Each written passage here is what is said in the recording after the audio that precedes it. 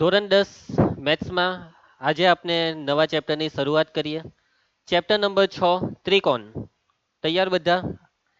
ત્રિકોણ ચેપ્ટર એટલે ભૂમિતિ. ભૂમિતિમાં ધોરણ 10 ની વાત કરીએ તો બે ચેપ્ટર છે. કેટલા છે? બે.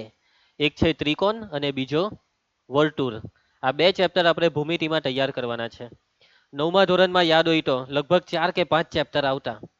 નવમા ધોરણમાં પહેલા રેખા અને ખૂણા આવતું, એના પછી ત્રિકોણ આવતું, પછી ચતુષ્કોણ ને પછી વર્તુળ. 4 ચેપ્ટર આવતા ભૂમિતિના. અને આ 4 ચેપ્ટરમાં તમે જોયું હોય તો કેવી મહેનત કરવી પડતી ભૂમિતિમાં, હે ને? હવે 10મા ધોરણમાં 4 નહીં પણ ખાલી 2 જ ચેપ્ટર છે. અને ભૂમિતિના આ બે ચેપ્ટર સહેલા જ છે. એમાં આ ત્રિકોણ ચેપ્ટરમાંથી બહુ વધારે બોર્ડની પરીક્ષામાં નથી પૂછાતું. બેઝિક મેથ્સ વાળાની વાત કરીએ તો ત્રિકોણ ચેપ્ટરમાંથી ખાલી એક પ્રમેય કરી નાખ્યો, પ્રમેય 6.1, એટલે તમારું આખું ચેપ્ટર થઈ ગયું. અને સ્ટાન્ડર્ડ મેથ્સ વાળાની વાત કરીએ તો સ્ટાન્ડર્ડ મેથ્સ વાળાને બી પ્રમેય પૂછાશે જ, પ્રમેય 6.1, અને 1 માર્કનો ઓબ્જેક્ટિવ પણ આવશે. બરાબર છે? જો સ્ટાન્ડર્ડ મેથ્સ વાળા વિદ્યાર્થીઓ 80 માંથી 80 લાવવા માંગતા હોય તો એમને આખું ચેપ્ટર વ્યવસ્થિત કરવું પડે. અને જો 80 માંથી તમારે 80 નહીં પણ માની લો કે 60 લાવવા છે, 50 લાવવા છે, તો તમે બી સ્ટાન્ડર્ડ મેથ્સ વાળા બી આખા ચેપ્ટરમાંથી ખાલી એક પ્રમેય કરી નાખો તો બી ઇનફ છે. તમારા ટાર્ગેટ પર ડિપેન્ડ કરે કે તમારે આ ચેપ્ટરમાં કેટલી વસ્તુ તૈયાર કરવાની. સમજી ગયા વાતમાં? ચાલો ચેપ્ટરની શરૂઆત કરીએ છીએ. સૌથી પહેલા છે ગુણભાર. તો આ ચેપ્ટર બેઝિક મેથ્સ માટે 8 માર્ક્સનું છે. 4 માર્કના બે દાખલા. બે દાખલામાં એક દાખલો એટલે પ્રમેય અને બીજો દાખલો કદાચ રાઇડર આવશે. શું આવશે? રાઇડર અથવા ન્યુમેરિકલ. ન્યુમેરિકલનો મતલબ કે જેમાં દાખલામાં તમને રકમમાં કિંમત આપી હોય અને ગણતરી કરીને જવાબ લાવવાનો, તેવા દાખલા. અને રાઇડર એટલે સાબિત કરવાના દાખલા. તમને સાબિત કરવા કહી દેશે કે આ સાબિત કરી દઉં, પેલા સાબિત કરી દઉં, સાબિત કરો કે આ બે ત્રિકોણ હસબન્ડ વાઇફ છે. આવા બધા દાખલા. બરાબર? એના પછી સ્ટાન્ડર્ડ મેથ્સ વાળા તમારા માટે આ ચેપ્ટર છે 9 માર્ક્સનું. અને સ્ટાન્ડર્ડ મેથ્સમાં બી સેમ 4 માર્ક્સના બે દાખલા. એમાં એક છે પ્રમેય અને બીજો છે કોઈ દાખલો કે જે ન્યુમેરિકલ હશે અથવા શું હશે? રાઇડર. શું હશે નૈતિક? રાઇડર. 1 માર્કનો એક હેતુલક્ષી આવશે. હું તમને આ ચેપ્ટરમાં જેટલા બી હેતુલક્ષી કરાવું ને એ તમે કરી નાખો એટલે તમારા આ ચેપ્ટરના હેતુલક્ષીમાં માર્ક્સ આવી જશે. આ જે 1 માર્ક લાવવાનો છે ને તે આવી જશે. બરાબર? ચાલો શરૂઆત કરીએ છીએ. સૌથી પહેલા હું તમને આ ચેપ્ટરનો બેઝિક કરાવી દઈશ. કેમ કે બેઝિક યાદ હશે તો તમે આ ચેપ્ટરમાં બધી વસ્તુ સારી રીતે શીખી શકશો. એટલે અત્યારે આપણે આ લેક્ચરમાં ખાલી બેઝિક, મતલબમાં 9મા ધોરણ સુધી તમે જેટલું બી ભણ્યા છે તે યાદ કરી લઈએ. બરાબર છે? ઓમ. તો ચેપ્ટરનું નામ શું છે? ત્રિકોણ. તો સૌથી પહેલા યાદ કરો ત્રિકોણ એટલે. તો ત્રિકોણની વ્યાખ્યા 3 રેખાખંડોથી બનતી બંધ આકૃતિને ત્રિકોણ કહેવાય. જોઈ લેવા આકૃતિ. દેખાય છે તમને 3 રેખાખંડ? રેખાખંડ AB, BC ને AC. આ 3 રેખાખંડ બંધ બેસે છે. આ 3 રેખાખંડ એકબીજા સાથે ભેગા થઈને કેવી આકૃતિ બનાવે છે ધ્રુવ? બંધ આકૃતિ. અને આ બંધ આકૃતિને ત્રિકોણ કહેવાય. શું કહેવાય? ત્રિકોણ. સમજ પડી જાય બધાને? ત્રિકોણના અંગ. જયેશ, અંગ એટલે તને ખબર? અંગ જે રીતના તારા અંગ, બે હાથ, બે પગ, બે આંખ, બે કાન, બે નાક નહીં, એક નાક. બરાબર છે? એવી રીતના ત્રિકોણના અંગ. તો ત્રિકોણના અંગ એટલે ત્રિકોણના ખૂણા અને ત્રિકોણની બાજુ. આજે તમને 3 બિંદુ દેખાય છે A, B, C. એ છે ત્રિકોણના 3 શિરોબિંદુ. કયા બિંદુ? શિરોબિંદુ. બરાબર? પ્રાચી, શિર એટલે ખબર? શિર. શિર એટલે શીરો નહીં, માથું. એટલે આ ત્રિકોણને 3 માથા છે. પહેલું માથું, બીજું માથું, ત્રીજું માથું. કેટલા માથા છે? 3. એટલે બ્રેક નહીં માર્યા કર. ક્યારનો બ્રેક માર્યા કરે ને પેલો ગિયર પાડ્યા કરે. હે ભગવાન. ચાલો ક્લિયર છે? તો બિંદુ A, B, C ત્રિકોણના શિરોબિંદુ. એના પછી તમે જોઈ શકો છો ત્રિકોણમાં આ છે ખૂણો A, ખૂણો B, ખૂણો C. ત્રિકોણને 3 ખૂણા હોય છે. જોઈ લેવા આકૃતિમાં. અને ત્રિકોણને 3 બાજુ હોય છે. બાજુ માટે બીજો શબ્દ કયો છે ખબર દક્ષ? ભુજ. બરાબર છે? તો બાજુ AB, બાજુ BC, બાજુ AC. 3 બાજુ. ચાલો એના પછી ત્રિકોણના પ્રકાર ટોટલ 6 પ્રકાર છે. ખૂણાને આધારે 3 પ્રકાર પડે અને બાજુને આધારે 3 પ્રકાર પડે. ખૂણાની વાત કરીએ તો લઘુકોણ, કાટકોણ, ગુરુકોણ. લઘુકોણ એટલે 3 ખૂણાના માપ 90 કરતા નાના. કાટકોણ એટલે 3 ખૂણામાંથી કોઈ એક ખૂણો 90 ના માપનો અને ગુરુકોણ એટલે 3 ખૂણામાંથી કોઈ એક ખૂણો 90 કરતા મોટો. એના પછી સમબાજુ, સમદ્વિ બાજુ ને વિષમ બાજુ. બાજુને આધારે 3 પ્રકાર. સમબાજુ એટલે ત્રિકોણની ત્રણેય બાજુના માપ કેવા? સરખા. આ કાપા મારેલા છે એનો મતલબ આ 3 બાજુ સરખા માપની છે. સમદ્વિ બાજુ, દ્વિ એટલે બે, એટલે કોઈ પણ બે બાજુ સરખી. તો ત્રિકોણની કોઈ બે બાજુ સરખી હોય તો એને કહેવાય સમદ્વિ બાજુ. અને વિષમ બાજુ એટલે 3 બાજુના માપ છે જુદા જુદા. બરાબર, આગળ વધીએ. ચાલો, ખૂણાઓની જોડના પ્રકાર. ત્રિકોણ વિશે તમને ખ્યાલ આવી ગયો. હવે ખૂણાને યાદ કરી લઈએ. ખૂણાની જોડ. જોડ એટલે હેરી જોડ. જોડ એટલે બે ખૂણાની વાત આવે. કેટલા ખૂણા? બે ખૂણા. પહેલા છે કોટિકોણ, પછી છે પૂરક કોણ. કોટિકોણ એટલે કે બે ખૂણાનો સરવાળો કેટલો થવો જોઈએ? 90. તો એ બે ખૂણાને શું કહેવાય? એકબીજાના કોટિકોણ. પૂરક કોણમાં સરવાળો કેટલો થવો જોઈએ? 180. જો બે ખૂણાનો સરવાળો 180 તો એ બે ખૂણાને કહેવાય પૂરક કોણ. બરાબર. કોટિકોણ સરવાળો 90, પૂરક કોણ સરવાળો 180. ક્લિયર બધાને? એના પછી આસન્ન કોણ. ચાલો, આસન્ન કોણ યાદ છે તમને? આસન્ન કોણ. આસન્ન કોણ એટલે બે ખૂણા. બે ખૂણા એક જ બિંદુમાંથી ઉદ્ભવવા જોઈએ. કેટલા બિંદુમાંથી? એક જ બિંદુમાંથી. અને બે ખૂણા બાજુ બાજુમાં હોવા જોઈએ. ઓકે, એક જ બિંદુમાંથી બે ખૂણા અને બે ખૂણા બાજુ બાજુમાં. જોઈ લે આકૃતિ. દેખાય તમને આ બે ખૂણા? આ બે ખૂણા બિંદુ બી માંથી છે. કયા બિંદુમાંથી? બિંદુ બી માંથી. અને બે ખૂણા જુઓ બાજુ બાજુમાં છે, એકબીજાને અડેલા છે. તો આ બે ખૂણાને શું કહેવાય? આસન્ન કોણ. કયા કોણ? આસન્ન કોણ. આસન્ન કોણ એટલે ખાલી એટલું યાદ રાખવાનું, બાજુ બાજુમાં. આસન્ન કોણ એટલે બાજુ બાજુમાં. ચાલો, એના પછી રૈખિક જોડના ખૂણા. રૈખિક જોડ. રૈખિક જોડના બહુ દાખલા કર્યા તમે 8મા 9માં. બરાબર. તો રૈખિક જોડમાં શબ્દ છે રૈખિક. ભાવસાર, રૈખિક નો મતલબ રેખા. તો રૈખિક જોડ એટલે એક રેખા, રેખા પર એક કિરણ અને એ કિરણની આજુબાજુ વાળા બે ખૂણા એટલે રૈખિક જોડના ખૂણા. જો આકૃતિમાં આ રેખા, આ કિરણ અને દેખાય આ બે ખૂણા. આ બે ખૂણા છે રૈખિક જોડના ખૂણા. જયેશ, યાદ રાખ. રૈખિક જોડ એટલે પહેલા રેખાને શોધવાની. કોને શોધવાની? રેખાને. અને આ રેખા પર કોઈ એક કિરણ હોય અને એ કિરણની આજુબાજુના બે ખૂણાને કહેવાય રૈખિક જોડના ખૂણા. અને યાદ હોવું જોઈએ તમને કે રૈખિક જોડનો સરવાળો હંમેશા 180 જ થાય. કેમ કે આખી એક સીધી રેખા બને ને એટલે. બરાબર. અભિકોણો. અભિકોણ આવે એટલે યાદ છે નીલ?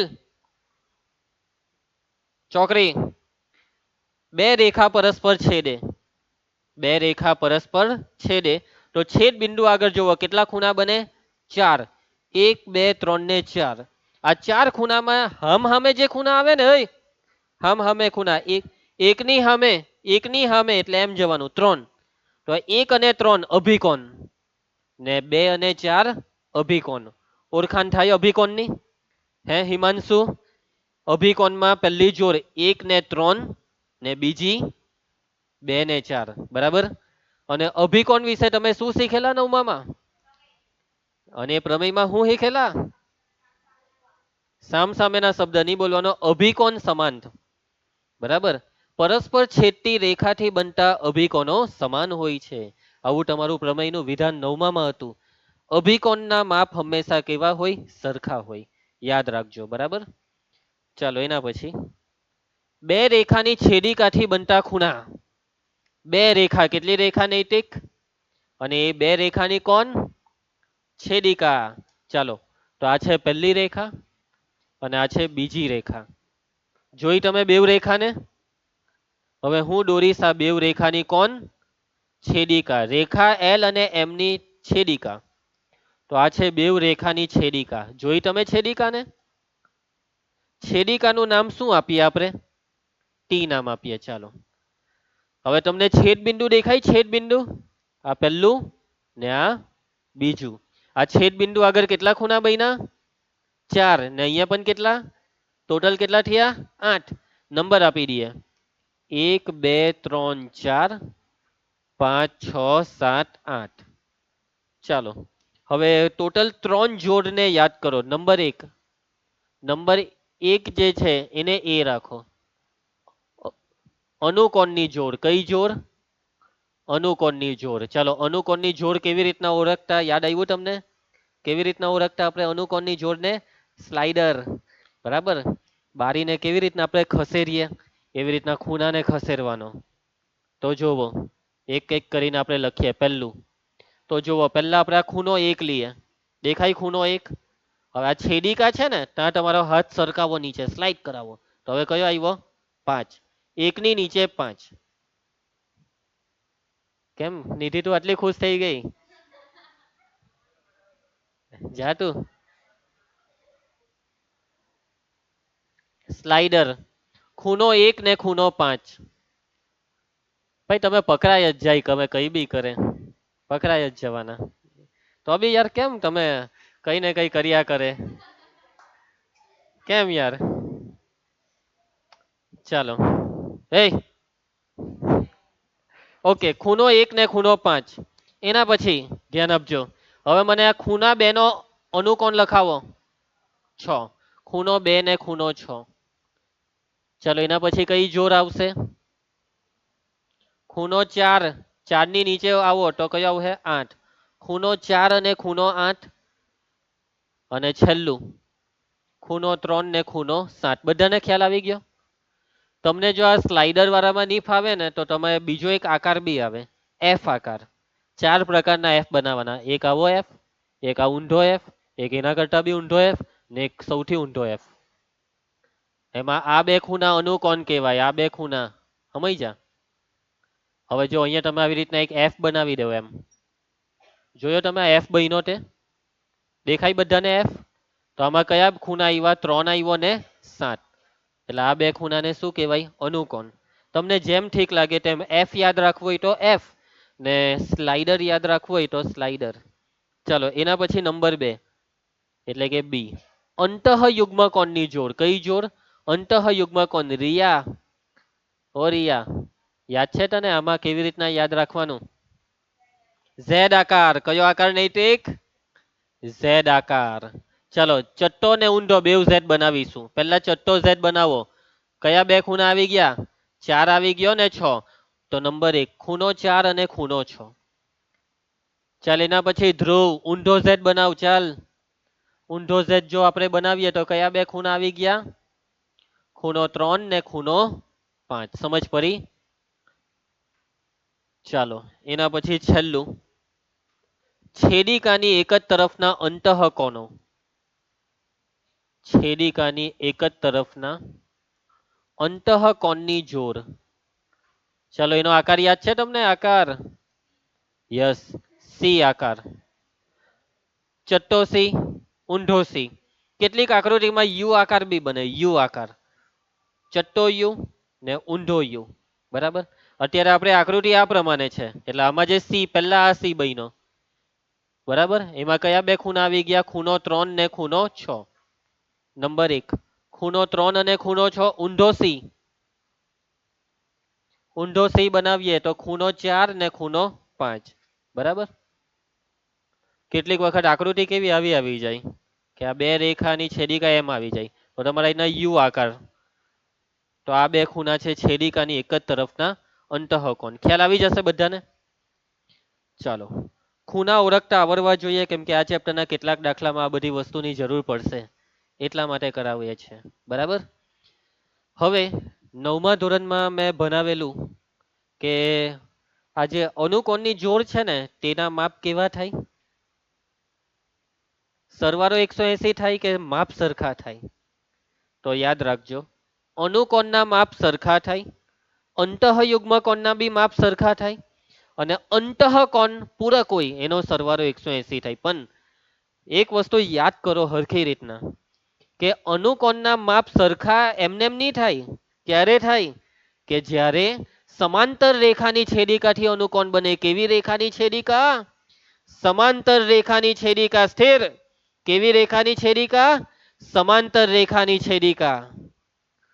શું અહીંયા આ રેખા એલ અને એમ સમાંતર છે? એટલે કે તમે અનુકોણ લેવો ખૂણો 2 ને ખૂણો 6 કોણ માપક લેવાનું ને માપી જોવાના.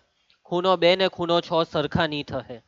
પણ જો તમે સમાંતર રેખા દોરો ને આવી રીતના સમાંતર રેખા ને પછી છેદિકા દોરો ને પછી કોણ માપકથી આ બેવ ખૂણાને માપો, ગેરંટી આ બેવ ખૂણાના માપ સરખા થશે. એટલે સમાંતર રેખા ફરજિયાત. જો રેખા સમાંતર તો અનુકોણ સમાન. જો રેખા સમાંતર તો અંતઃયુગ્મ કોણ સમાન.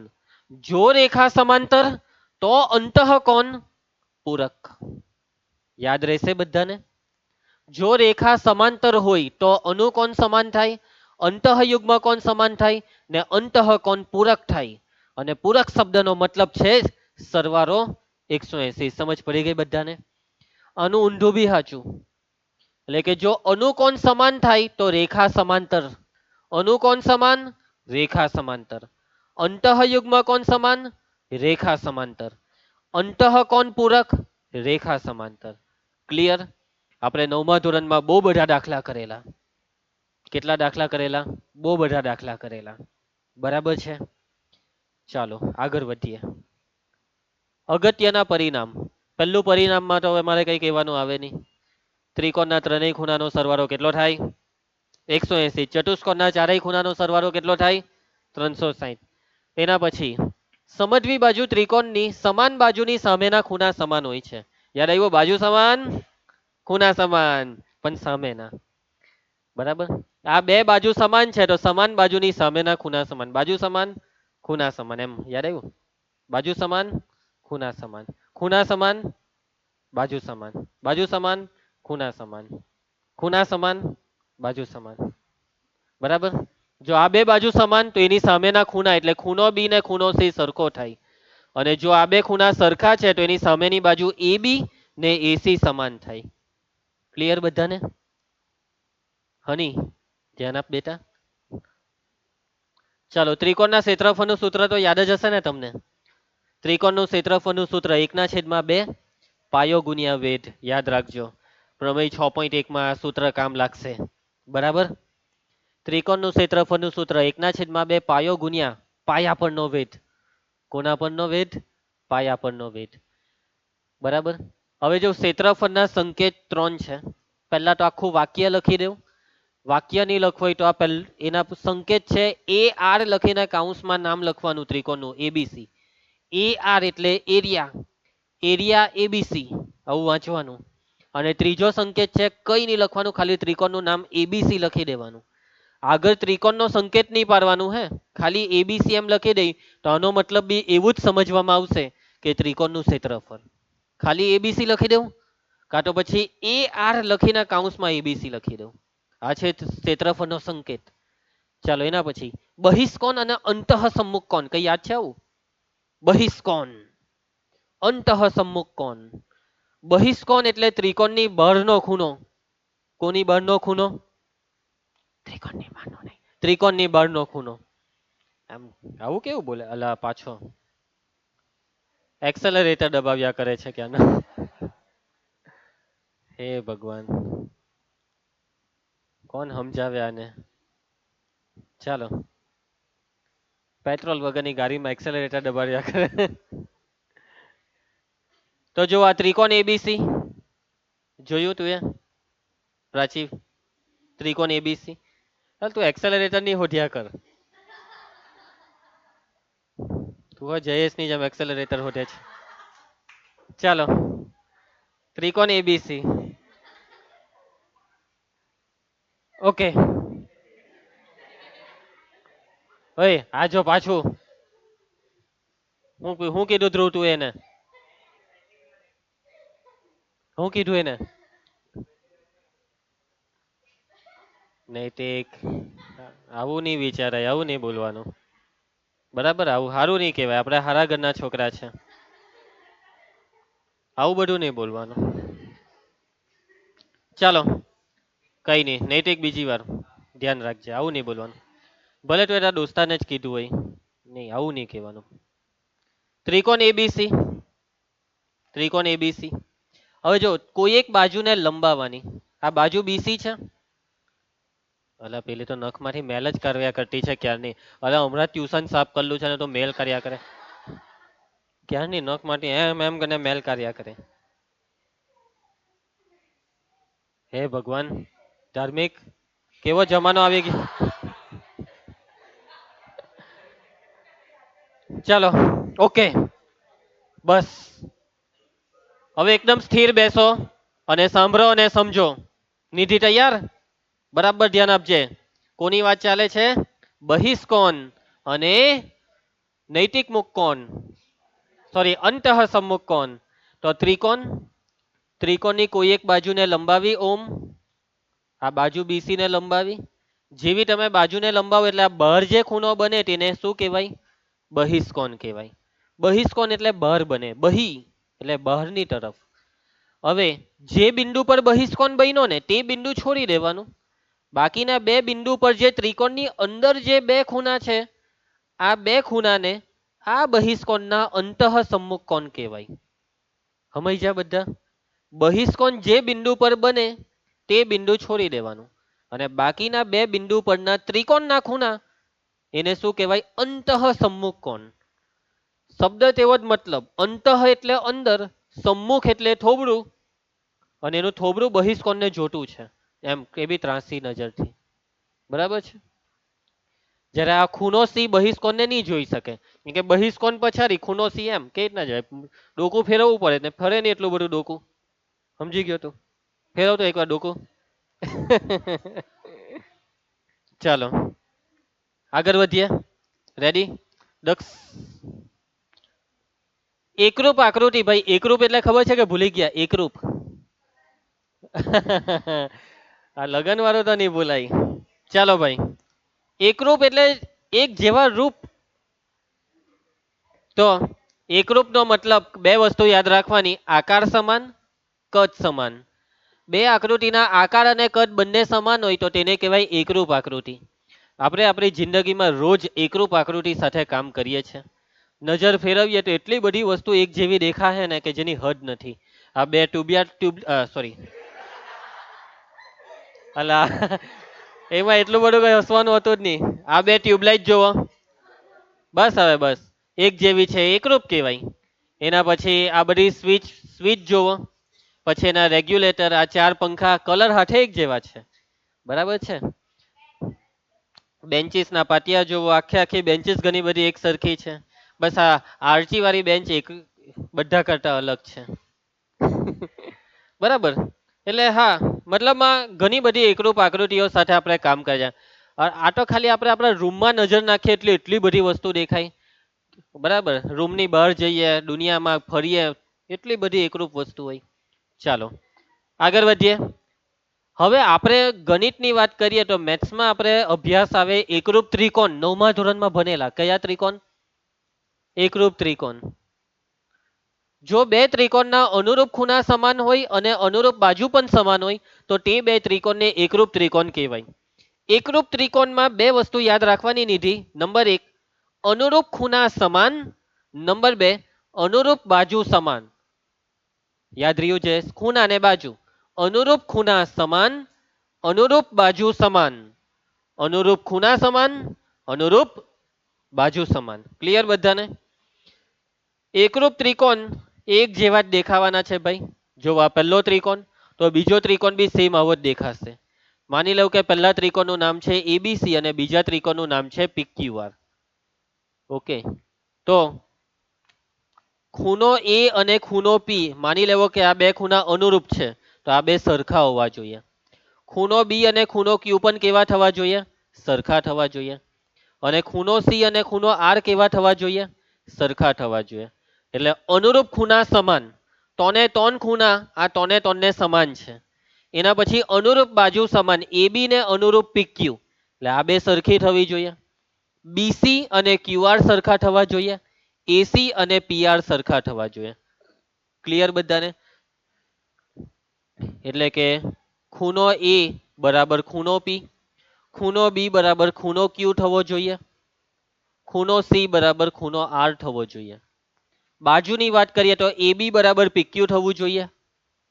એના પછી બીસી બરાબર ક્યુઆર થવું જોઈએ અને એના પછી એસી બરાબર પીઆર થવું જોઈએ. જો આટલી વસ્તુ થઈ ગઈ તો આપણે લખી શકીએ ત્રિકોણ એબીસી એકરૂપ ત્રિકોણ પીક્યુઆર. યાદ છે એકરૂપનો સંકેત? આ છે એકરૂપનો સંકેત. બરાબર નું નિશાની પાડીને ઉપર ઊંધો ઓર જેવો પાડવાનો. હા, એસ ને ફોડાવી દેવાનો. ચાલો, ક્લિયર બધાને? ત્રિકોણની એકરૂપતાની શરતો ખબર કેટલી શરત હતી? બે ત્રિકોણની એકરૂપ બતાવવાની 5, 6 ની 5. ચાલો ભાવસાર પહેલી તું બોલ. બરાબર છે. બાખુબા પ્રાચી બીજી. બરાબર છે. ખુબાખુ. ચાલ એના પછી હેરી ત્રીજી. ખૂ ખૂ ની આવે. બોલો બરાબર બોલો. હે કાચબા? ઓહ કાકબા કાકબા નહીં. બરાબર બોલો પણ હજી એના પહેલા બાબા બા બી બરાબર બોલો. એક બાકી રહી ગઈ. હા, ખુ એમ કે ખુ બા ખુખુબા બોલી ને. ખુખુબા બરાબર બોલી. ખુખુબા જે બોલ્યો તે બધું બરાબર. નંબર 4 બાબા બા ને નંબર 5 કાકાબા. નહીં કાકાબા. બરાબર ક્લિયર બધાને? ચાલો ભાઈ હવે આ બે એમસીક્યુ કરી લઈએ. ત્રિકોણ એબીસી માટે ત્રિકોણ એબીસી એકરૂપ ત્રિકોણ બીએસી. તો આ ચાર માંથી કયું સાચું? જવાબ આવી ગયો. યસ, બધાનો જવાબ સાચો. સી જયેશે જે કીધું તે. જોવો એની સામે કોણ છે? બી.